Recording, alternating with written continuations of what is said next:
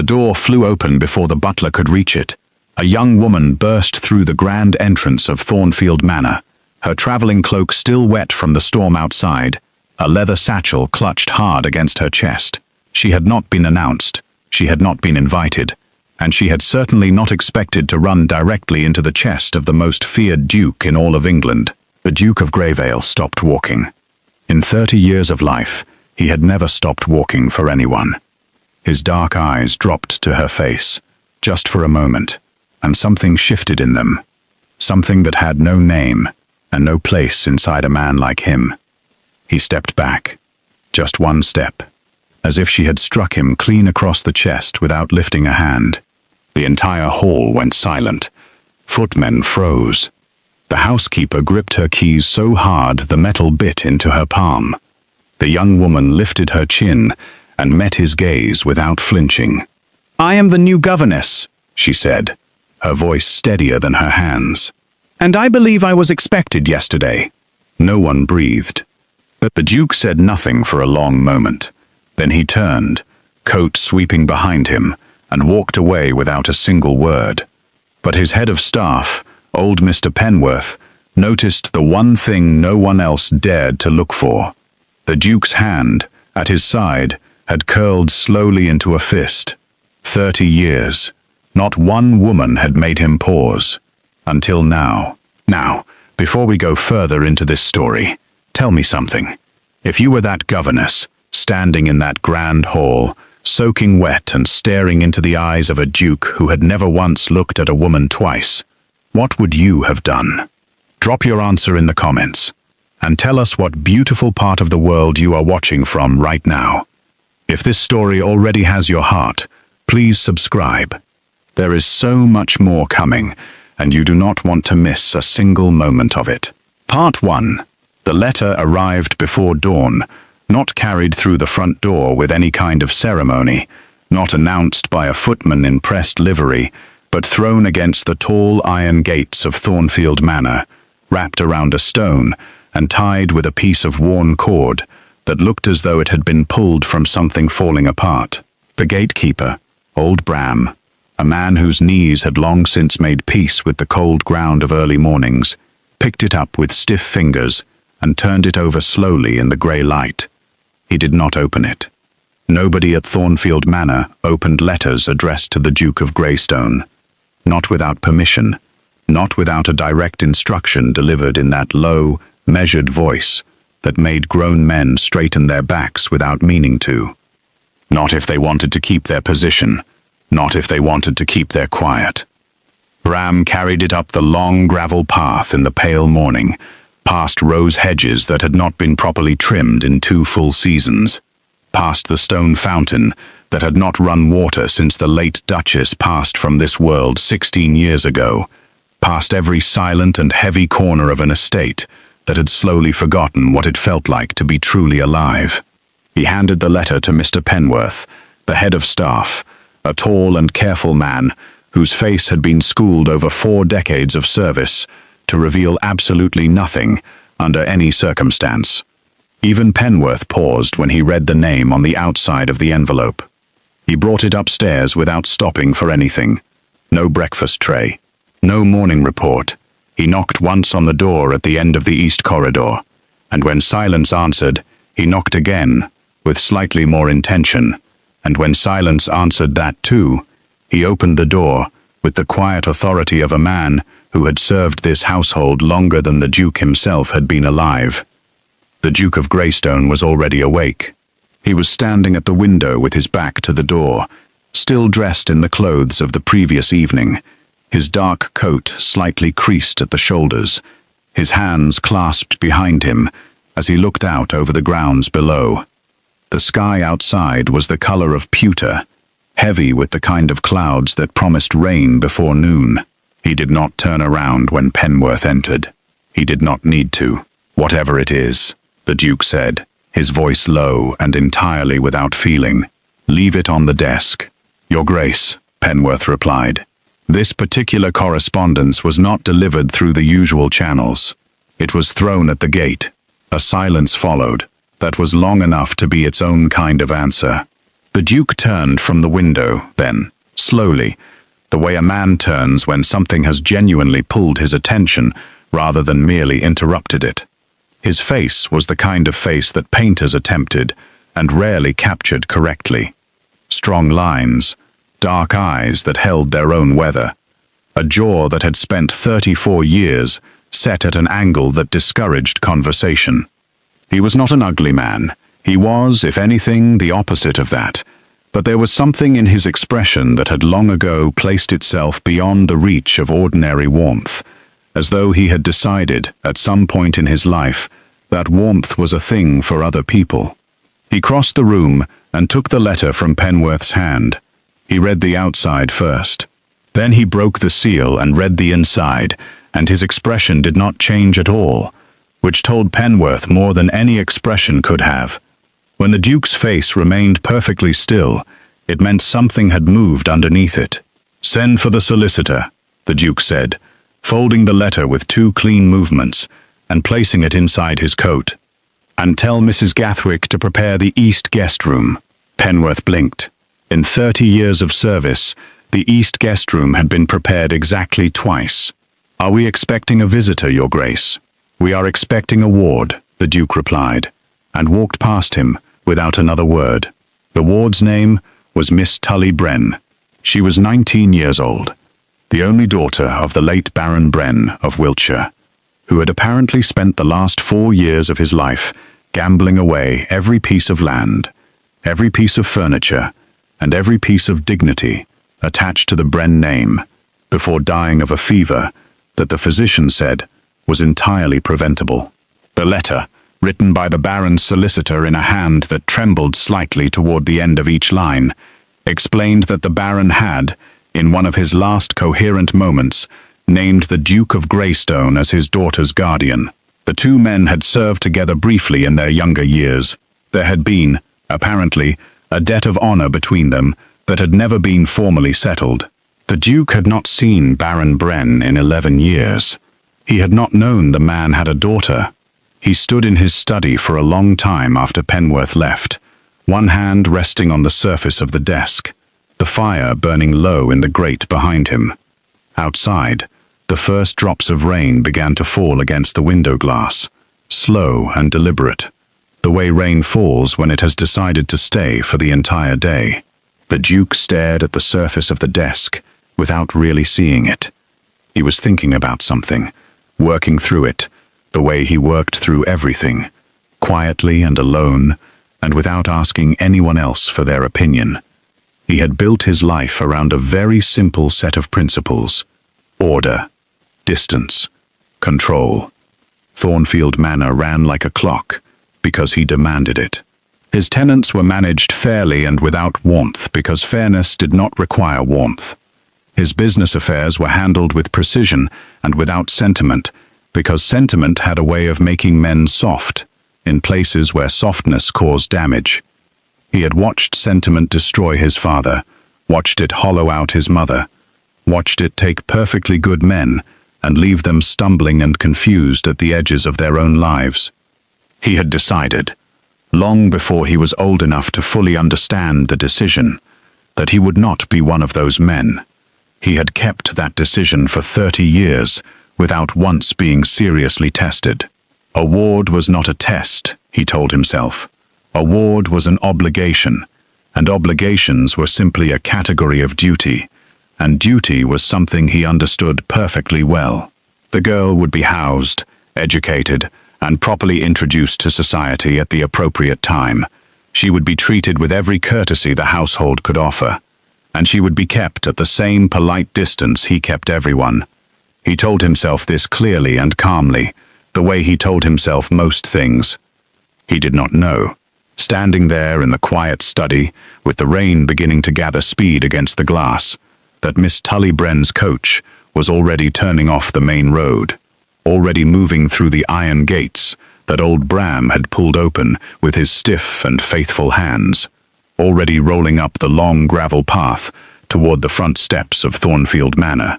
He did not know that the next few minutes would be the last quiet ones he would have for a very long time. Part 2. The coach that carried Miss Tulley Brenn to Thornfield Manor was not the kind of coach that belonged to a baron's daughter. It was a hired vehicle, the sort that smelled of other people's journeys and made sounds at every turn that suggested it was considering retirement. The leather of the seat inside was cracked in 3 places. The window on the left side did not close fully, which meant that by the time the coach reached the manor gates, Tulley had been traveling through the rain for 40 minutes, with cold air pressing steadily against the side of her face. She did not complain about any of this. She was not the complaining sort, which was something people always said about her, as though it were a simple thing, as though it required no effort at all. It required considerable effort. It required the daily and deliberate decision to look at what was in front of her, rather than what had been taken away. And a great deal had been taken away. The house in Wiltshire, sold to cover debts she had not made. The small library her mother had left behind, dispersed piece by piece in her father's last year. The life she had quietly imagined for herself, the kind of life that had nothing dramatic in it, just steadiness and safety, and enough room to breathe. Gone before she had ever really held it properly. She sat in the cracked leather seat with her traveling bag on her lap and her hands folded over it, and watched Thornfield Manor come into view through the rain-blurred window. It was enormous. She had known it would be large. She had prepared herself for large. But there is a difference between knowing a thing and seeing it, and what she saw made her breath catch briefly before she brought it back under control. The manor rose from the landscape the way old things rose, with complete confidence, as though it had always been there and always intended to remain.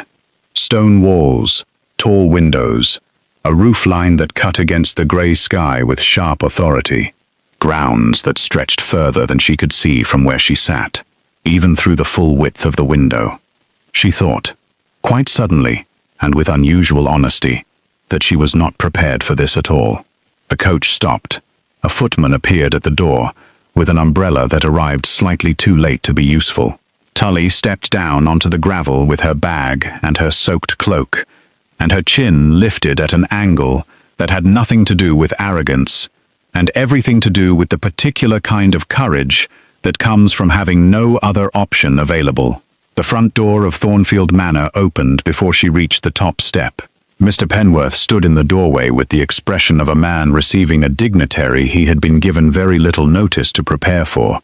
Behind him, the entrance hall stretched back into warmth and candlelight, and Tulley could see the shapes of 2 housemaids hovering at a careful distance, and a young footman who was trying very professionally not to stare. "Miss Brenn," Penworth said, with a small and formal bow. "Welcome to Thornfield Manor. I am Penworth, head of staff. His Grace has been informed of your arrival." "Thank you, Mr. Penworth," Tulley replied. Her voice was steady. She was grateful for that, at least. She stepped inside, and Penworth took her cloak with the practiced ease of a man who had been managing the details of other people's lives for decades. A housemaid appeared with a dry cloth for her hands. The entrance hall was exactly what the outside had promised. High ceilings, dark wood paneling, a staircase that rose in a wide sweep to the upper floors, portraits lining the walls in heavy frames, faces that all shared the same strong jaw and dark eyes, and general air of having found the world slightly beneath their expectations. Tulley looked at the portraits for a moment longer than she meant to. She was still looking at them when she heard the footsteps. They came from the corridor to the right, measured and unhurried, the footsteps of someone who moved through this house the way water moves through its own riverbed, without thinking about it, without needing to. And then he was there, standing at the entrance to the corridor, and the entrance hall felt immediately smaller than it had a moment before. The Duke of Greystone was taller than she had imagined. She was not sure why she had imagined him at all, but she had, during the long coach ride, formed some kind of vague picture in her mind, and the reality of him dismantled that picture completely, and replaced it with something altogether more complicated. He was dressed simply for a man of his position. Dark coat, no unnecessary ornamentation, the kind of clothing that said the man wearing it had nothing to prove to anyone. His dark hair was slightly unkempt, in a way that seemed less like carelessness and more like indifference to what anyone thought about it. And his eyes, when they found her across the entrance hall, were exactly the color and temperature of the sky outside. He stopped walking. It was a small thing, a fraction of a second's hesitation before he continued forward, the kind of thing that most people would not have noticed at all. Tulley noticed it, because she was the sort of person who noticed small things, who had learned from a very young age that the small things were usually the ones that mattered. She did not know what to make of it. "Miss Brenn."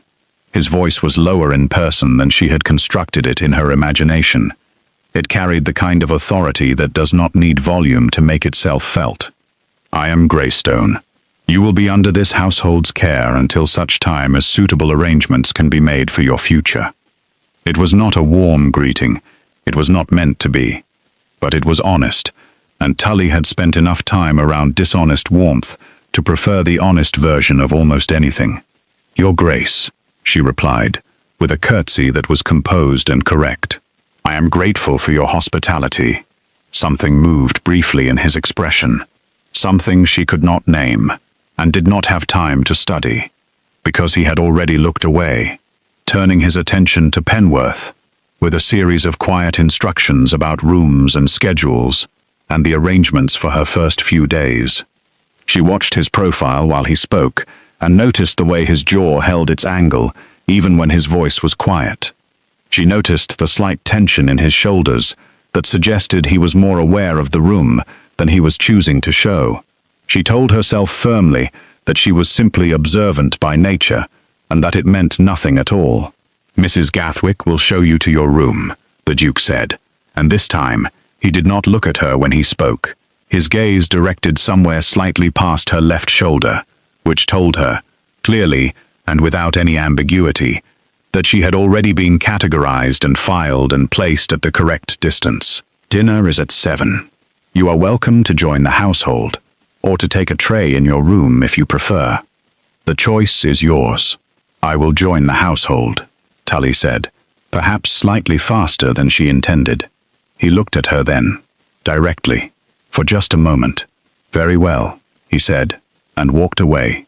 Tulley stood in the entrance hall and watched him go, and beside her, she heard the faint sound of Penworth releasing a breath he had apparently been holding, and behind her, one of the housemaids whispered something to the other, in a voice too low to make out, and somewhere in the upper corridor, a door opened, and then closed again.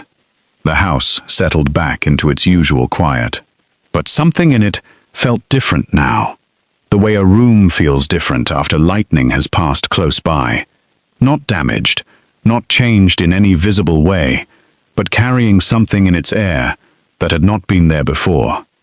Mrs. Gathwick, a round and capable woman with kind eyes set inside a carefully professional face, appeared at Tulley's elbow and guided her toward the staircase. As they climbed, Tulley ran her hand lightly along the banister and looked up at the high ceiling above and thought about the Duke's face in the moment he had stopped walking. She thought about the way his hand had been at his side when he turned and left the room. She had seen it curl, very slowly, into a fist. She did not know what it meant. She was not entirely sure she was supposed to find out. But Thornfield Manor had a way of keeping its secrets close, and Tulley Brenn had always had a particular talent for the kind of quiet patience that secrets eventually cannot resist. She reached the top of the staircase and followed Mrs. Gathwick down a long corridor lined with candles burning low in their sconces, and outside, the rain continued to fall against the windows, steady and unhurried, as though it too had decided to stay. Part 3. Dinner at Thornfield Manor was not a casual affair. Tulley understood this the moment she stepped into the dining room and saw the table set with the kind of precision that suggested someone had measured the distance between each piece of silverware with an actual instrument. 6 candelabras ran down the center of the long table, their light catching the edges of crystal glasses and throwing small gold shapes across the ceiling. The room smelled of beeswax and something roasted, and the particular kind of oldness that belongs only to houses that have been standing for centuries and know it. There were 4 other people already seated when she arrived. The first was a woman of about 50, with sharp cheekbones and the posture of someone who had been told since childhood that slouching was a moral failing.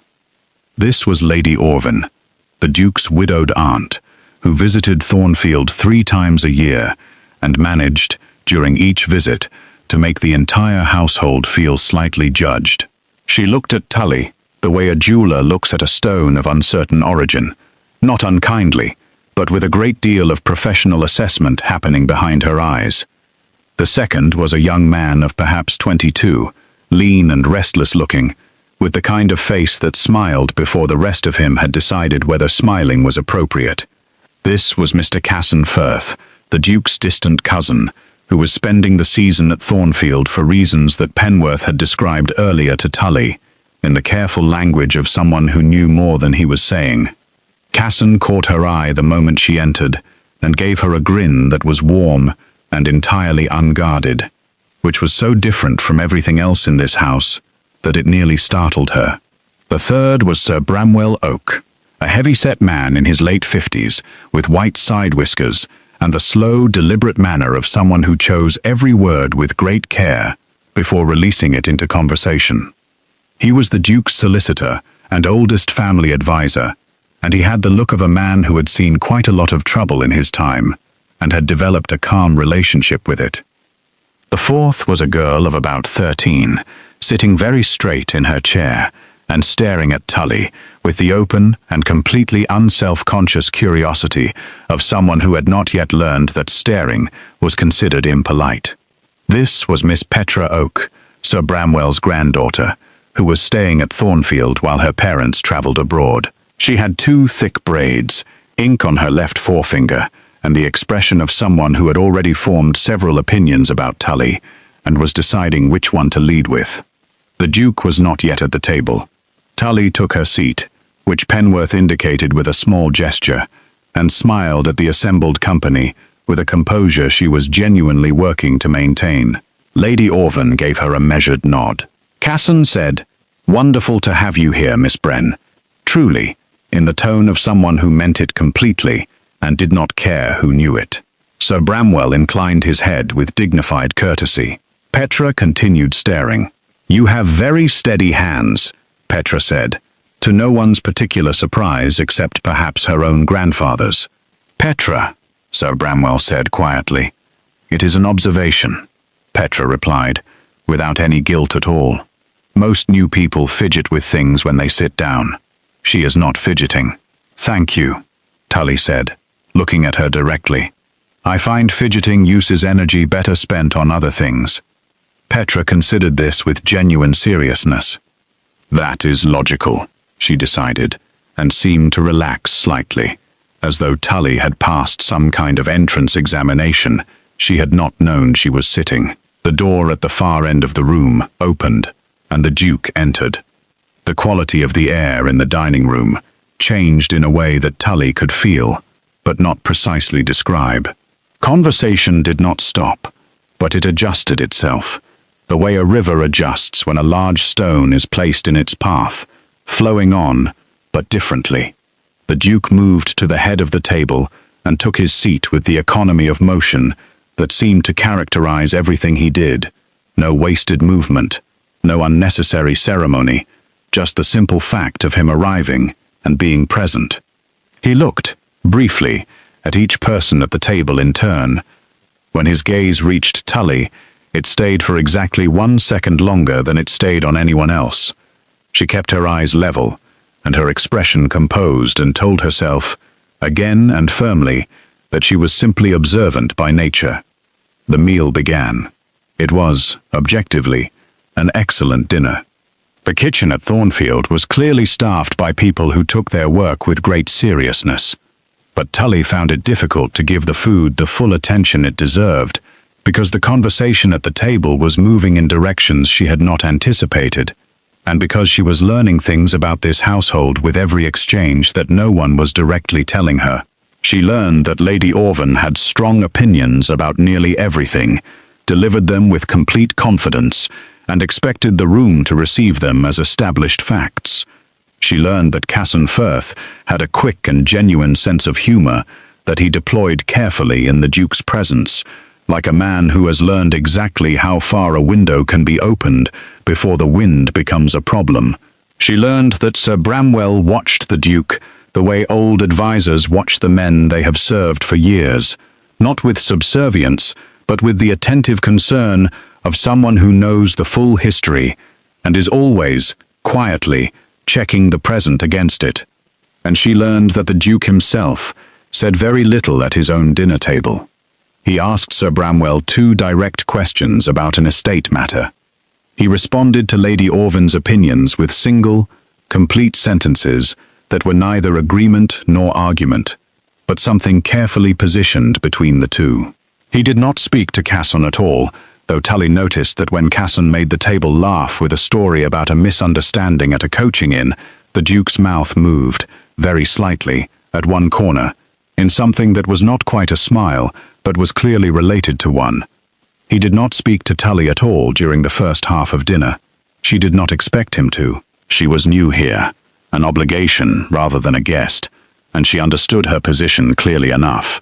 She concentrated on Lady Orville, who had begun asking her questions with the methodical thoroughness of someone compiling a report, and answered each one honestly and without embellishment, because she had found in her 19 years that honesty delivered quietly was usually more disarming than any other strategy.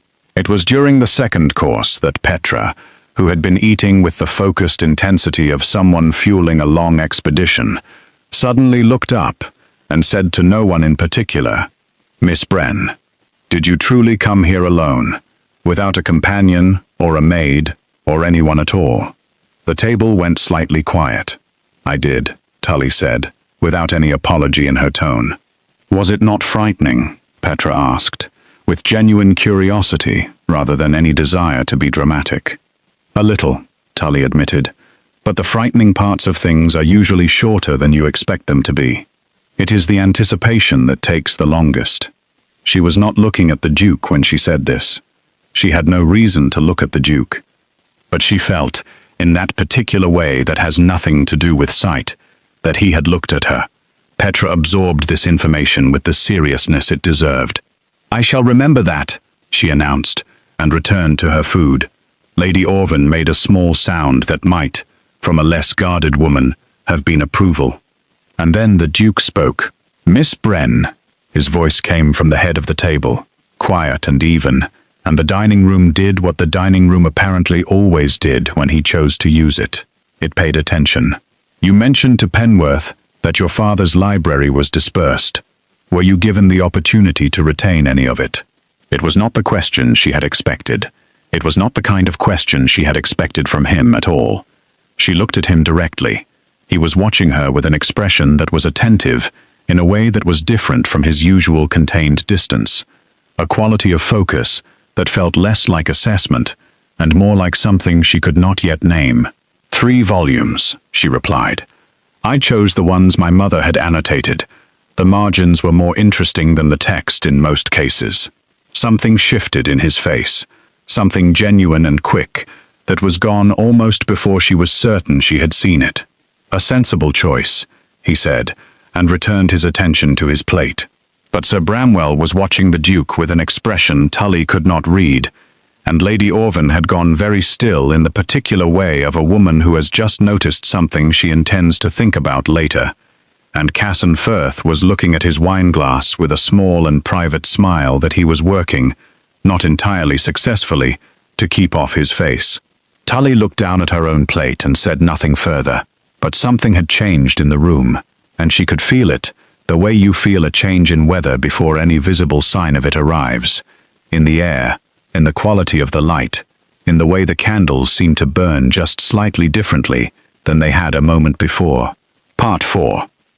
3 weeks passed at Thornfield Manor in the way that time passes inside large, quiet houses with old walls and heavy curtains. Slowly on the surface, quickly underneath. Tully had settled into the rhythms of the household with the adaptability of someone who had learned, through necessity, that the fastest way to understand a new place was to watch it carefully and speak into it only when she had something worth saying. She took her meals with the household. She spent her mornings in the library, which was vast and largely untouched, and smelled of everything she had lost in Wiltshire, and her afternoons walking the grounds when the weather permitted, which it did, with increasing generosity, as the weeks moved toward the gentler end of autumn. She had conversations with Casson, who was easy to talk to in the way that people are easy to talk to when they have no agenda and genuinely enjoy the company of other people. He told her about the Duke in the careful, sideways manner of someone who is fond of a person and also realistic about them, small stories, observations, nothing that crossed the line of loyalty but enough to build a slightly fuller picture than the one she had arrived with. She had conversations with Petra, who visited the library every afternoon at 2 and asked questions with the relentless precision of a small barrister.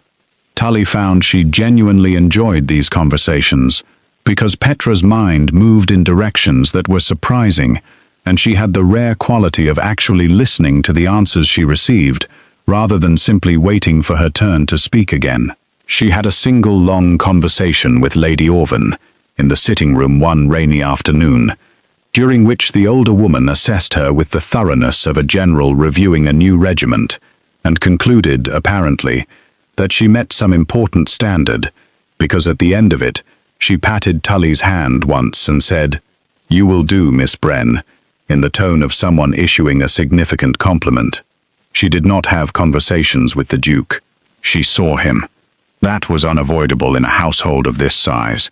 She saw him at meals, where he maintained his pattern of speaking precisely as much as the situation required, and not one word beyond it. She saw him in the corridor outside the library one morning, moving past with a sheaf of papers in his hand, and his mind clearly elsewhere, and he gave her a brief nod that she returned with equal composure. She saw him once from the window of the library, crossing the grounds in the early morning, with the purposeful stride of someone who uses physical movement to work through mental problems, his coat moving behind him in the autumn wind. She told herself she was not watching him. She was simply at the window. The grounds were there. He happened to be on them.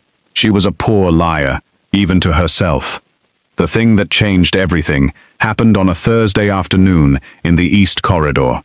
Tulley had been in the library longer than usual, following a thread through 3 different volumes on the history of land enclosures that had started as mild interest and became genuine absorption. By the time she surfaced, the light through the library windows had gone from gold to grey, and the house around her had taken on the particular quiet of late afternoon, when the staff had finished the bulk of their visible work, and the family had not yet assembled for the evening. She was carrying 2 of the books back to their shelf on the upper level, when she heard voices from behind the door at the far end of the library, which connected, she had learned, to a private corridor that led to the Duke's study. She was not trying to listen. She was standing 6 feet from the door returning books to a shelf, and the voices were not quiet. The first voice was Sir Bramwell's, low and careful, but carrying the particular weight of someone saying something they have been waiting to say for some time. You cannot simply ignore it, Greystone. The Merwick estate has named a condition. If you do not present at the autumn assembly with some evidence of domestic stability, they will take the offer to Pennington instead, and that contract is worth more than you know. I am aware of what it is worth, the Duke's voice replied, and even through a closed door, it had that quality of absolute steadiness that Tulley had noticed at dinner, the voice of a man who has decided that being moved visibly is a kind of defeat. Then you are aware that 3 years of legal wrangling over that northern boundary will mean nothing if Merwick walks, Sir Bramwell continued. They want a man they can trust with a long future. They have been watching you, Greystone. They see a man who has run this estate with brilliance and without a partner for 11 years, and they are asking a reasonable question. A pause, longer than comfortable. They are asking a question that is not their business, the Duke said. With respect, Sir Bramwell replied, in the tone of a man who has been delivering unwelcome truths to powerful people for decades, and has made a kind of peace with it. It is entirely their business, and it is mine, and it should be yours. You are 34 years old. This house has not had warmth in it since before I can properly remember. I am not speaking as your solicitor right now. I am speaking as the man who has known you since you were 8 years old and watched you build walls around yourself so well constructed that I am no longer certain you remember there was a time before them. The silence that followed was absolute. Tulley stood very still with the books pressed against her chest and did not breathe. "Good night, Bramwell," the Duke said at last, and his voice was not angry, which was somehow more affecting than anger would have been. It was the voice of a man closing a door very quietly, because he has decided the conversation is finished, and it carries none of the heat of argument, only the cold finality of a decision already made in some private and unreachable place. She heard Sir Bramwell's footsteps move away. She heard a door close, and then there was nothing at all from behind that connecting door. Not movement, not sound, just a silence that had a particular quality to it. The silence of a person alone in a room, sitting with something difficult. Tulley put the books on the shelf. She did it slowly and carefully, as though the ordinary action of it could settle something that had become unsettled inside her. She was not sure what she felt. She was not sure she had the right to feel anything about a private conversation she had not been meant to hear. But she had heard it, and now it was inside her, the image of a man, 34 years old, standing alone in a study at the end of a day, having just been told by the oldest friend of his life that he had built himself into a room with no doors. She gathered her own things and left the library quietly. In the corridor outside, she nearly walked into Casson. He was leaning against the wall in the way he leaned against most things, with the easy, loose posture of someone who had accepted long ago that the world was rarely worth the effort of rigidity. He had a book under one arm and an apple in his other hand, and he looked at her with that quick, warm attention that she had come to recognize as simply the way he looked at everyone he liked. "You look like you've heard something you're still deciding what to do with," he said, not unkindly. "I was in the library," she replied. He looked at her for a moment. "The connecting door is not thick," he said. "I should have mentioned that." "It would have been useful information," she agreed. Casson took a bite of the apple and looked at the ceiling with an expression of someone about to say something they have been thinking about for a while. He was not always like this, you know. What Bramwell says is true. He has built the walls very well. But I was here 12 years ago, before the worst of it settled in, and he was different then. Not warm exactly, but not cold either. More like something that had not yet decided what temperature it was going to be. He paused. "I think the decision happened all at once, and I think it happened because of something that never fully healed, and I think he has been so careful ever since, not to let anything close enough to reopen it, that he has stopped being able to tell the difference between caution and loneliness." Tulley was quiet for a moment. "Why are you telling me this?" Casson looked at her with an expression that was warmer and more serious than his usual brightness, an expression that belonged to a version of him he did not often show. "Because you are the first person in this house, in a long time, who has made him ask a question at dinner," he said simply. "And because I have known him long enough to understand that a man who has spent 30 years not asking questions at dinner does not start doing it by accident." He pushed off from the wall, tucked the apple into his coat pocket, and walked away down the corridor with the unhurried ease of someone who has said what he came to say and is content to let it land where it will. Tulley stood in the empty corridor for a long moment. From somewhere deep in the east wing, a clock struck the hour.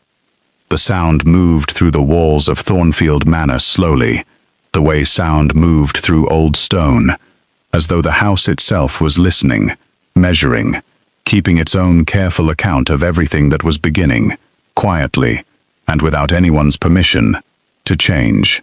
Part 5. The letter came on a Tuesday, and this time it was not thrown at the gates.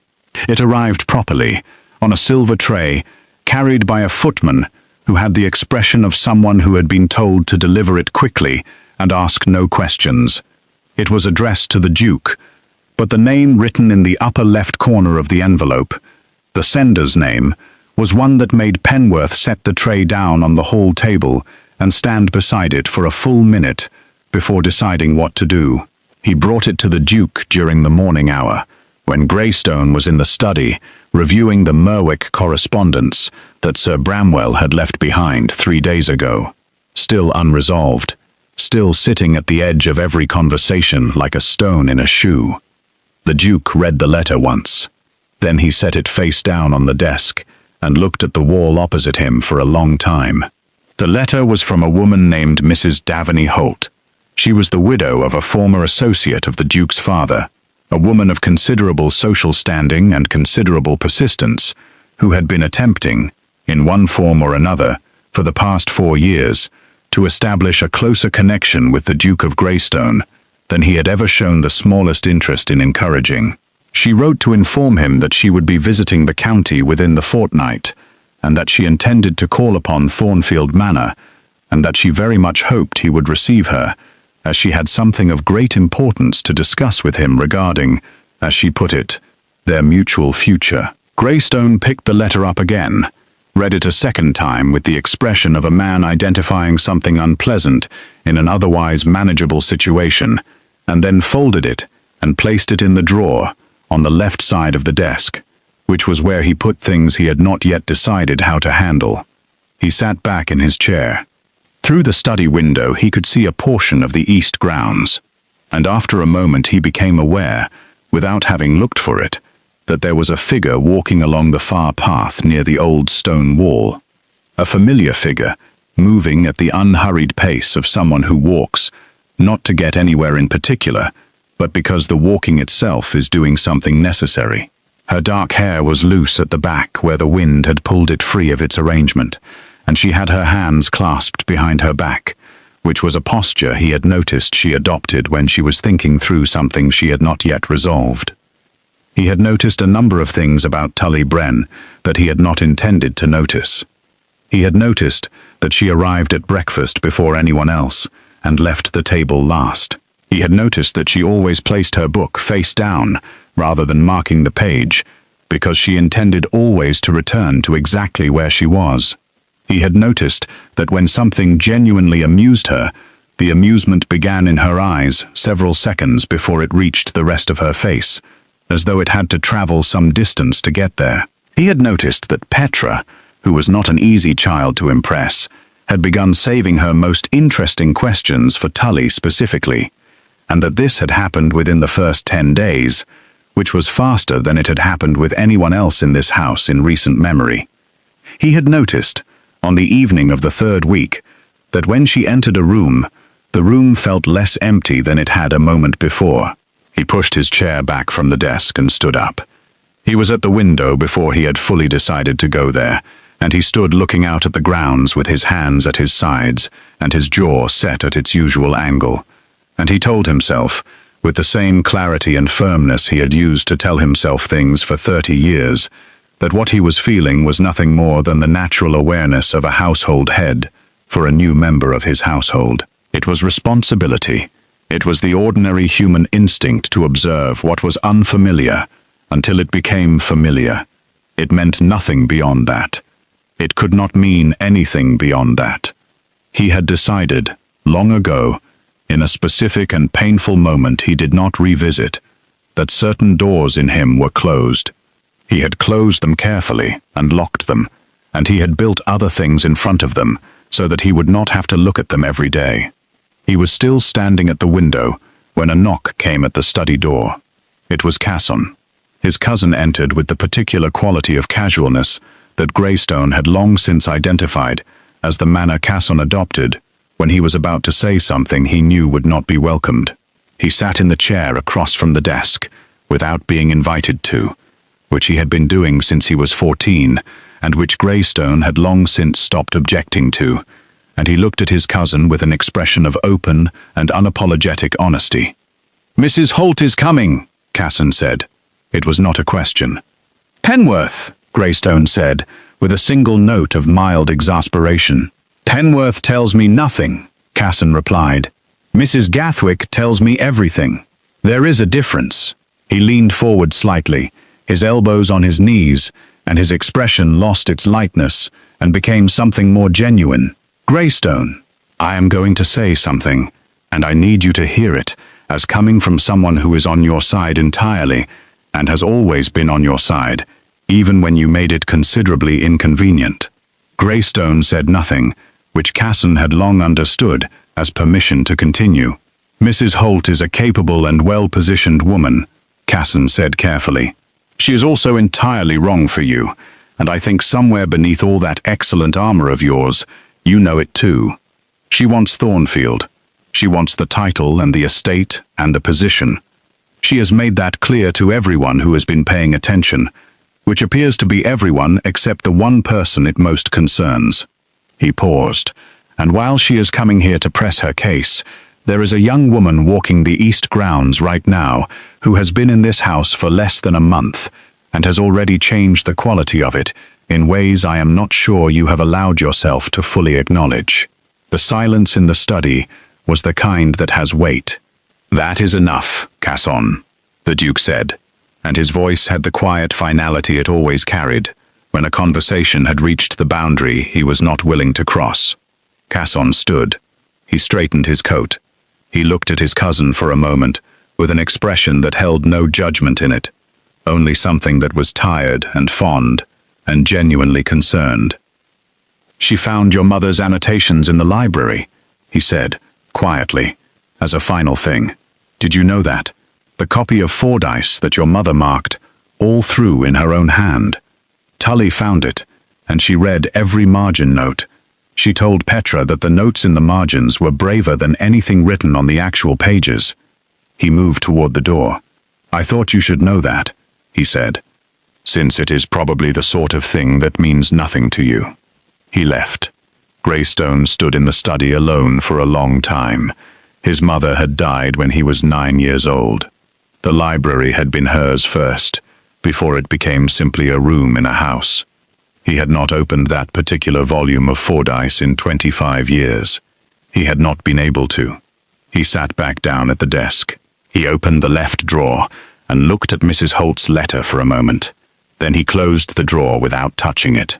Outside, through the window, the figure on the east path had stopped walking. She was standing at the old stone wall, one hand resting lightly on the top of it, looking out across the fields beyond the grounds. The wind moved her hair. She did not push it back. She just stood there in the grey afternoon light, looking at something in the distance that he could not see from where he was. And she had the quality, in that moment, of someone who has learned to find peace in open spaces, because closed ones had not always been kind to her.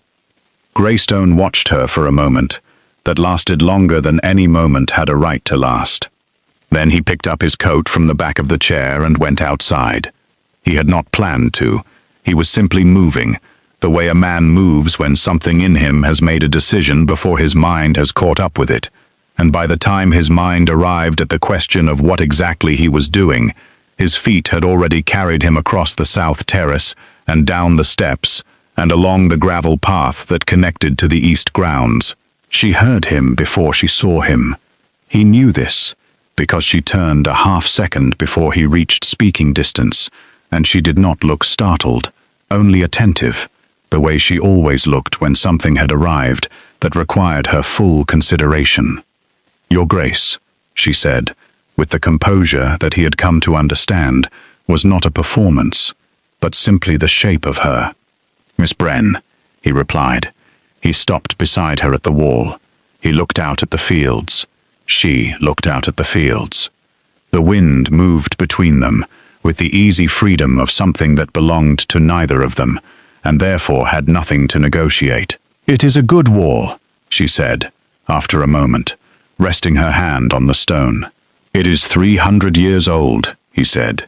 "That explains it," she replied. "Things built to last look different from things built to impress." He turned and looked at her then, fully, in a way he had been precise and deliberate about not doing, since the morning she arrived in his entrance hall with rain in her cloak and her chin at that angle. She was not looking at him.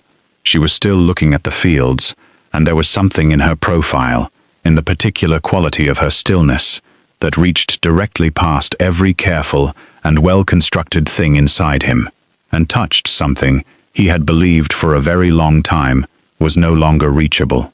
He looked away. "Mrs. Daveney Holt will be calling on the manor within the fortnight," he said, because he had no idea why he was saying it, and no plan for what came after it. Tulley was quiet for a moment. "I see," she said, in a tone that revealed nothing, and somehow, because of that, revealed everything. "She is a woman of considerable standing," he continued, "in the manner of a man walking across ice that he is not certain will hold, taking each step only because stopping has somehow become less possible than continuing." "I am sure she is," Tulley said. Another silence. Longer. The field stretched out ahead of them, wide and patient, in no hurry at all. "My mother marked a copy of Fordyce," the Duke said, "in the library. She wrote in the margins." Tulley turned and looked at him then, and her expression was open in a way that none of his careful him for. Not guarded, not performing composure, simply present, the way a person looks when they have been caught somewhere true. "I know," she said, quietly. "I found it. I hope that was not an intrusion." "No," he said, and the word came out with a simplicity that surprised even him. "No, it was not." They stood at the wall together in the grey afternoon, and the wind moved over the fields, and Thornfield Manor stood behind them with all its centuries and all its silence, and something between them that had been building for 3 weeks without permission from either of them continued, quietly and irrevocably, to build. Part 6. Mrs. Daveney Holt arrived on a Friday morning in a coach that announced itself. It was lacquered to a shine that seemed almost aggressive given the muddy state of the country roads, drawn by matching horses, attended by 2 footmen in livery that was newer and more elaborate than anything Thornfield's own staff wore. She descended from it with the practiced grace of a woman who understood that arrivals were performances and had rehearsed this one carefully. She was handsome, in her late 30s, dressed with the kind of precise elegance that communicates wealth and intention in equal measure, and she swept into the entrance hall of Thornfield Manor with the air of someone returning to a place they have already decided belongs to them. Tulley was on the staircase when she arrived. She had not planned to be there. She had been coming down from the upper library with 3 books under her arm and a 4th open in her hand, entirely absorbed, and she looked up at the sound of the front door and found herself standing on the 5th step with a direct and unobstructed view of Mrs. Holt making her entrance into the hall below. Mrs. Holt looked up at exactly the same moment. The 2 women looked at each other for a brief, perfectly still second, the kind of second that contains an entire conversation conducted without words. And then Mrs. Holt's gaze moved on, with the smooth efficiency of someone who has assessed a situation and filed it appropriately. And Tulley continued down the stairs with her books and her composed expression, and went into the morning room, and closed the door quietly behind her. She stood inside the morning room for a moment. Then she sat down, opened the book that was already in her hand, and read the same paragraph 4 times without retaining a single word of it.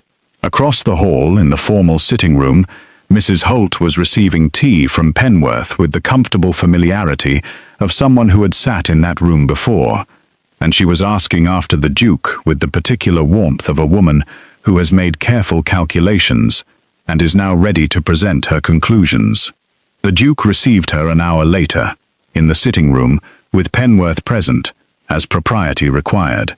Casson, who had been watching the morning's developments from various strategic positions around the ground floor with the patient attentiveness of a man at a particularly interesting theatre, reported to Petra at lunchtime that the meeting had been entirely correct and entirely cold, and that Mrs. Holt had left the sitting room 40 minutes later, looking like a woman who had expected a door to open and had found instead a wall. Petra received this information with solemn satisfaction. "Good," she said, and ate her soup. But the afternoon brought something none of them had anticipated. Mrs. Holt did not leave. She had arranged, apparently, to stay at the inn in the nearby village, and she returned to Thornfield for dinner, having received an invitation from Lady Orvan, who had known her for years, and who had extended the courtesy without, it appeared, consulting anyone else first. The Duke said nothing about this when informed of it by Penworth. His expression said a great deal, but his expression was one of those things that only the people who had known him longest could read with any accuracy. And what it said to those people was that he was managing something with great precision, and that the management was costing him something. Dinner was consequently the most complicated meal Thornfield Manor had hosted in recent memory. Mrs. Holt sat to the Duke's left and directed most of her conversation at him, with the focused attention of someone playing a long game with great skill. She was intelligent, Tulley noted, and the conversation she offered was genuinely good, full of real observation and wit. And the Duke engaged with it the way he engaged with everything, briefly, honestly, without encouragement, but also without discourtesy. Tulley sat further down the table between Casson and Petra, and said relatively little, and listened to everything. She was not jealous. She told herself this clearly, and examined the statement carefully, and found it to be true, but only technically. The way a thing can be technically true, while something adjacent to it, something that does not yet have a name, quietly makes its presence known. She had no claim on the Duke of Greystone. She had no expectation of any kind. She was a ward in his household, an obligation of honor, a young woman without money or land or any of the things that structured the choices available to people in this world. And the sooner she remembered that with the same clarity she applied to everything else, the better off she would be. She remembered it clearly, and it did not help at all. What happened next happened quickly, and in full view of everyone at the table. Petra, who had been watching Mrs. Holt, with the unfiltered analytical gaze of a 13-year-old who has formed a firm opinion and has not yet learned the full social cost of expressing it, leaned slightly toward Tulley and said, in a voice that was aimed at a whisper, but did not quite arrive there, "She keeps touching the edge of the table when she speaks to him. My grandmother says women who touch furniture during conversation are trying to claim ownership of the room." The table heard it. There was a fraction of a second in which everyone processed what had been said and made their individual decisions about how to respond to it. Sir Bramwell closed his eyes briefly. Casson pressed his lips together with the discipline of a man fighting for his life. Lady Orvan took a sip of water with magnificent composure. Mrs. Holt's eyes moved to Petra with a cool precision that had nothing warm in it, and the Duke looked at Tulley, not at Petra, not at Mrs. Holt, not at the table in general. He looked directly at Tulley, and she was already looking at him because she had felt it coming the way she always felt his attention before it arrived, and for a moment, that lasted no longer than a breath, something passed between them that was completely unguarded and completely honest and completely impossible to take back once it had happened. She looked away first. Her hands were entirely steady in her lap, because she had 19 years of practice at keeping them so.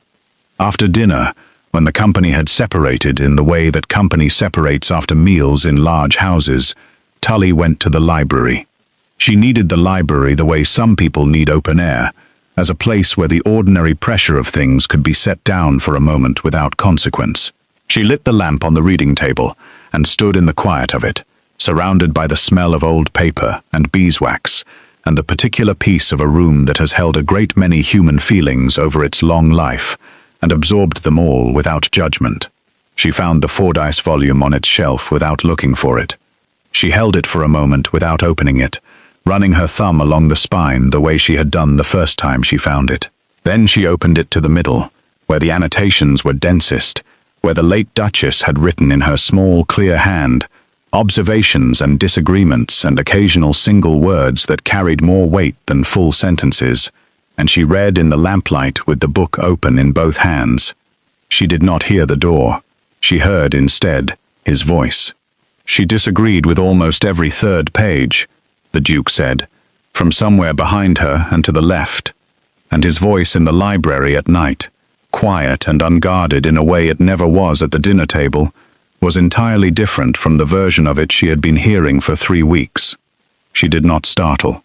She turned slowly, the way you turn when you want to give yourself a moment to compose the expression you arrive at. He was standing near the door, still in his dinner coat, and he had the look of a man who has walked into a room following something he does not entirely understand and has arrived to find the thing waiting for him, which was a look she had not seen on his face before. She did, Tulley said.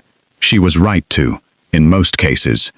He crossed the room slowly, and she did not move, and he stopped at the other side of the reading table, the lamp between them throwing warm light upward across both their faces. He looked at the book in her hands, and then he looked at her, and there was nothing managed or distant in the way he looked, nothing of the careful architecture of the Duke of Greystone that she had been observing for 3 weeks. There was only a man, standing in his mother's library at night, looking at a young woman who was holding his mother's book, and something in his face that had been closed for a very long time was open. "I owe you honesty," he said, and his voice was low and careful, and completely without the walls that usually lived in it. "You owe me nothing, Your Grace," she replied, gently but clearly. "Greystone," he said. Just that. Not a correction, not a command, simply a door opened 1 inch wider than before. She looked at him across the lamp. "Greystone," she said, and the name in her voice sounded different from the name in anyone else's, and they both heard it, and neither of them pretended otherwise. "I have spent 30 years," he said, "building this house into something that functions without warmth, because I decided, at an age when boys make decisions that last far longer than they should, that warmth was a liability I could not afford." He stopped. He looked at the book in her hands again. "I was wrong. I have known I was wrong for some time. I did not know what to do with the knowledge until recently." Tulley set the book down on the table between them. "What changed?" she asked, quietly. He looked at her for a long moment, and in the lamplight his dark eyes had the quality of something that has decided, finally, to stop pretending to be made of stone. "You walked through my door in the rain," he said, "with your bag against your chest, and your chin at that angle, and you looked at me as though I was simply a man, and not a title or a reputation, or a problem to be managed, and I have not been entirely steady since." The library held them both in its old and patient quiet. Outside, the wind moved through the grounds of Thornfield Manor, past the 300-year-old wall and the untrimmed rose hedges, and the fountain that had not run water in 16 years, past every silent and waiting corner of an estate that had been holding its breath for a very long time. Tulley looked at the man across the table, this careful, complicated, quietly lonely man who had built his life into a fortress and was now standing at the gate of it with his hand on the latch, and she felt something settle in her chest with the particular certainty of a thing that has found the place it was always meant to be. "I think," she said, carefully and honestly, and with all the quiet courage that had carried her from Wiltshire to this room, "that steadiness is overrated. I think the things worth having are almost always the things that make us less steady, and I think you have been steady long enough." He was quiet for a moment. Something moved in his face that was not sorrow and not relief, but held something of both, the expression of a man putting down a weight he has carried so long he had stopped noticing how much it cost him. "Will you stay?" he asked, and the question was simple and enormous, in the way that the most important questions always are, carrying in its 3 words everything that had not been said across 3 weeks of meals and corridors and stone walls and lamplight. Not as a ward, not as an obligation of honor. Will you stay as someone who is wanted here, in this house, for no reason other than that this house is worse without you in it?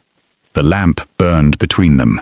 Tulley looked at him, this man who had not once in 30 years let anyone past the outer gate of him, who was standing now with every wall down, asking a question he did not know how to ask, because he had never had reason to ask it before, and she thought about the long road from Wiltshire, and the cracked leather seat of the hired coach, and the rain on her cloak, and the way he had stopped walking in the entrance hall, and how his hand had curled at his side, and all the small and careful and accumulating moments of 3 weeks that had brought them both, without plan or permission, to this room, and this lamp, and this question.